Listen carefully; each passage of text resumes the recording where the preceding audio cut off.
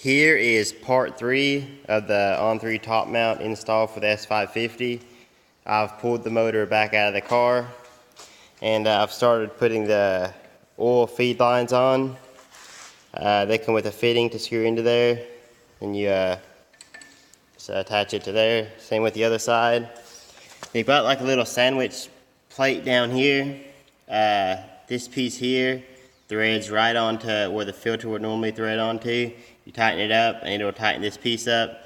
This and 2 block offs that you can block the 2 other holes. I decided to use the port in the side. You can spin this however you want. That's the best way I found for it to fit. Then I ran the short line over here to the side. Everything will be tied up once it gets in the car. And they have a T, and each one feeds up to each turbo from there.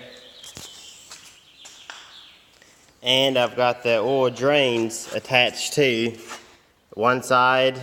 The passenger side has got the longer one with a bend in it, and the other one has just got a short one.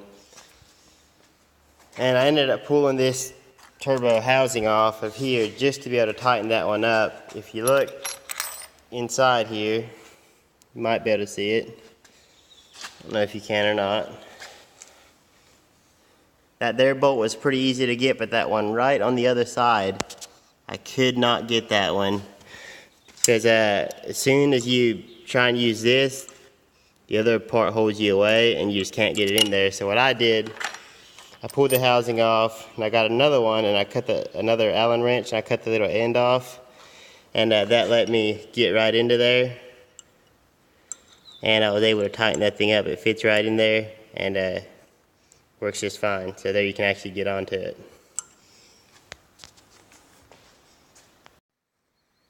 Another thing I'll probably change is this fitting here that goes into the oil pan. This is a 10AN90.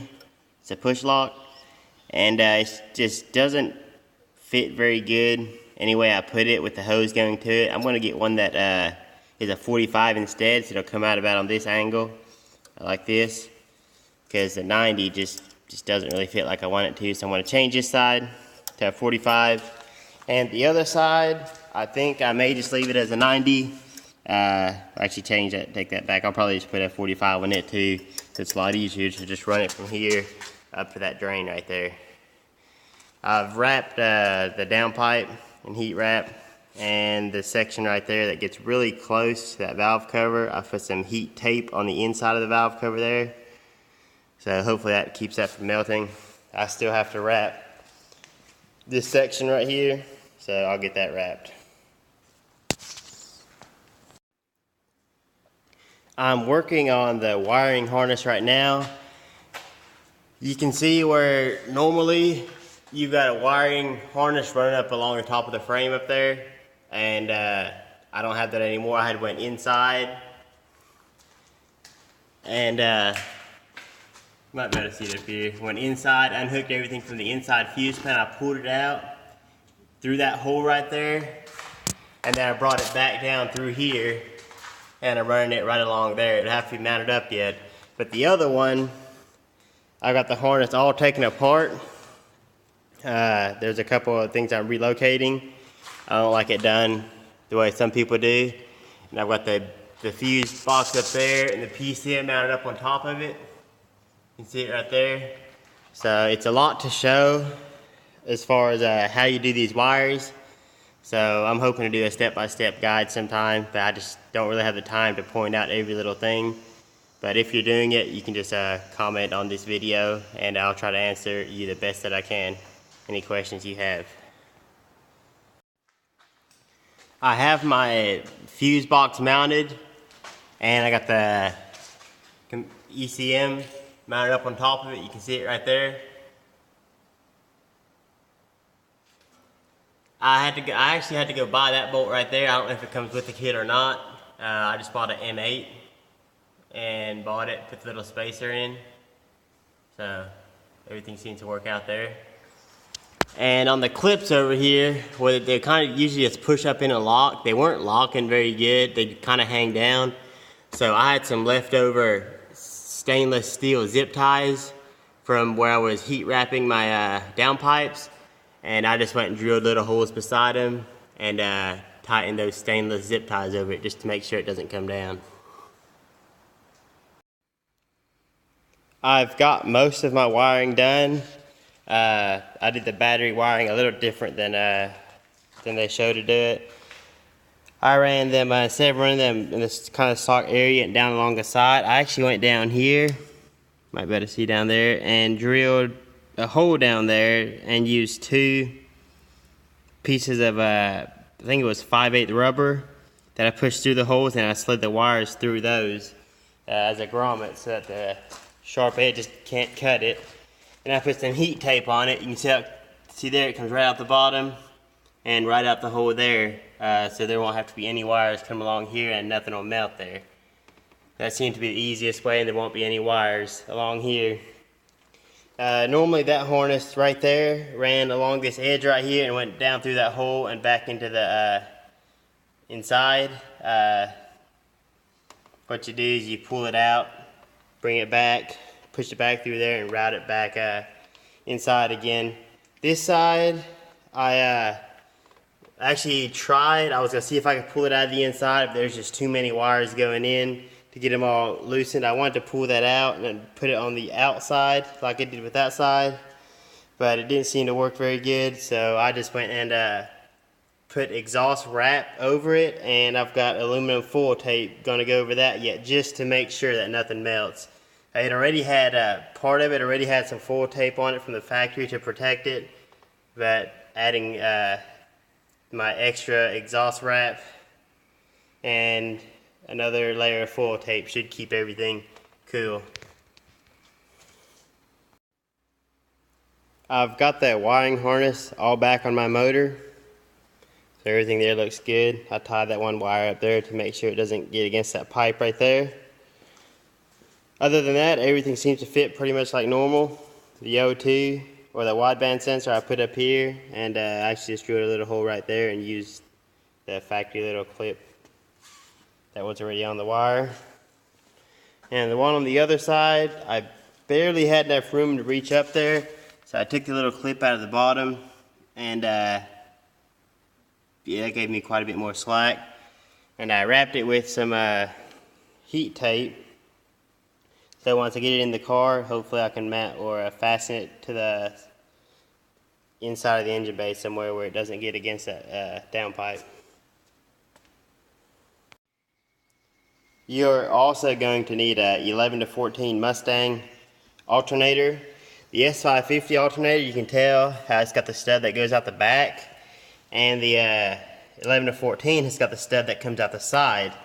And the reason the one out the back won't work is because it actually gets against your piping, which I'll show you here. This is the S550 one. If you slide it on the peg,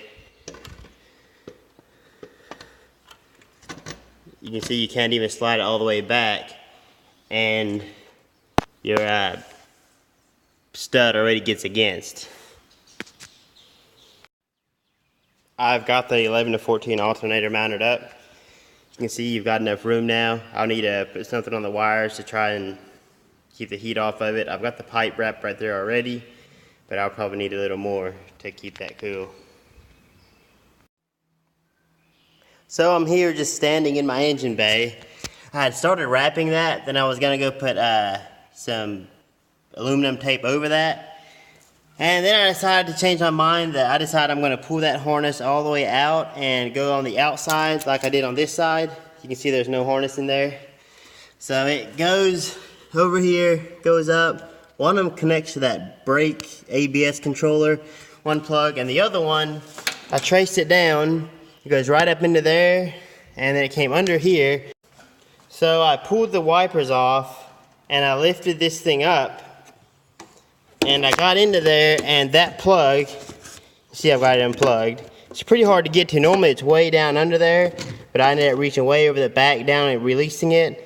So I'm gonna go pull that all the way back out through there, and pull it down through the bottom, back here, and go on the other side of that to make sure that this wiring doesn't get heated up.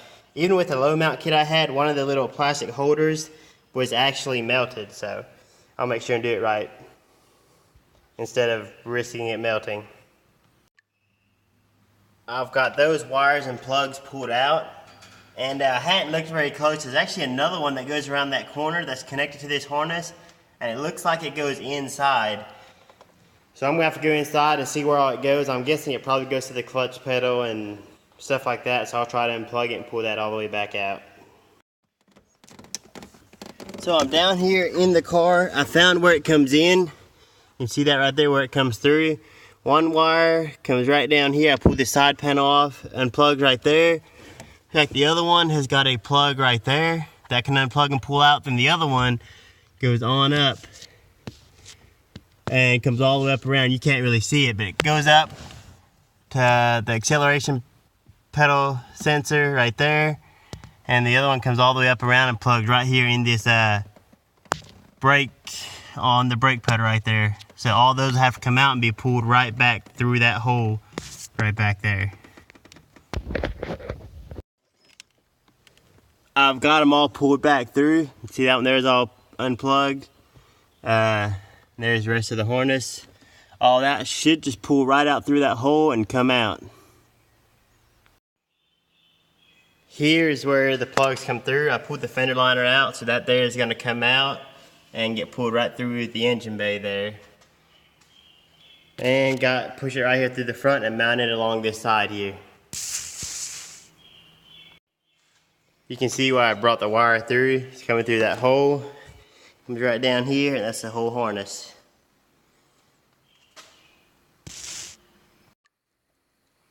Here you can see how I did the harness. I still need to tie some stuff up, get it trimmed up, but you can see exactly how I mounted it. Comes along here. The other wire that goes up by the wipers still goes up just like normal, and the other harness goes right back inside the car.